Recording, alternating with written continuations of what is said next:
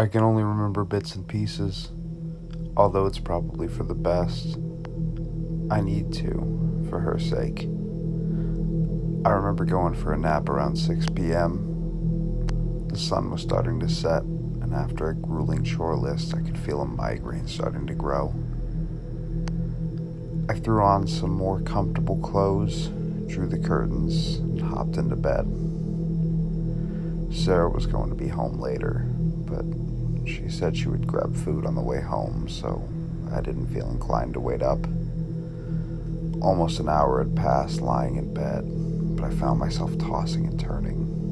My migraine worsened, and to make matters worse, I began to feel cold chills and aches throughout my body. No position felt comfortable, and the silent darkness was only a brief respite from the throbbing sensation in my temple. Eventually, everything started to feel like a fever dream. I started to speak to myself in hopes to take my mind off of my head. After a moment, I could hear a faint voice responding back. I was so delirious it hadn't even fazed me. I continued my conversation with this soft-spoken stranger in the darkness. To this day, I don't remember what we had even spoken about. It wasn't until much later I began to feel myself drift. I woke up sometime later in a panic, my head still pounding and my body now sweating profusely. I reached over to the other side of the bed, but Sarah was still out. I turned over to check my phone. 11:21. If she isn't here already, she should be very soon. As I pressed the screen lock button to shut off the backlight, something was there at the foot of my bed. Adrenaline ran through me. As my feet kicked away from the edge of the bed, my heart raced as I backed myself against the headboard, scared for my life, unsure if I was dreaming. A moment passed and nothing happened.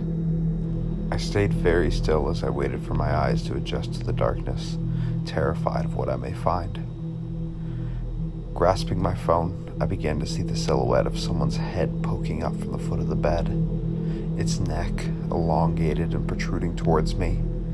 I flipped my phone back on to reveal nothing. It had disappeared. Just then, I heard the front door open quietly.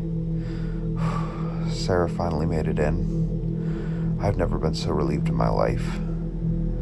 I begin catching my breath as my adrenaline wears off and my migraine comes back with full force. The relief of having her home gave me comfort enough to relax again as I turned over and waited for her to come in. It felt like hours had passed, waiting for her to finally come in. Listening to her attempt to quietly march through the house from room to room began to pull at my patience. I could hear her in the kitchen, rustling through the silverware drawer. At this point, had my migraine not held me back, I would have just gotten up to see her. Eventually, I turn over and outstretch my arm. At that moment, my arm meets flesh, cold and clammy. I panic and scream as I pull my arm back. "What's the matter?" whispered Sarah from the darkness. I take a minute as I catch my breath and realize the noises from the kitchen have ceased. "Well, are you going to answer me?" Sarah says with impatience. I begin to make out her figure in the darkness.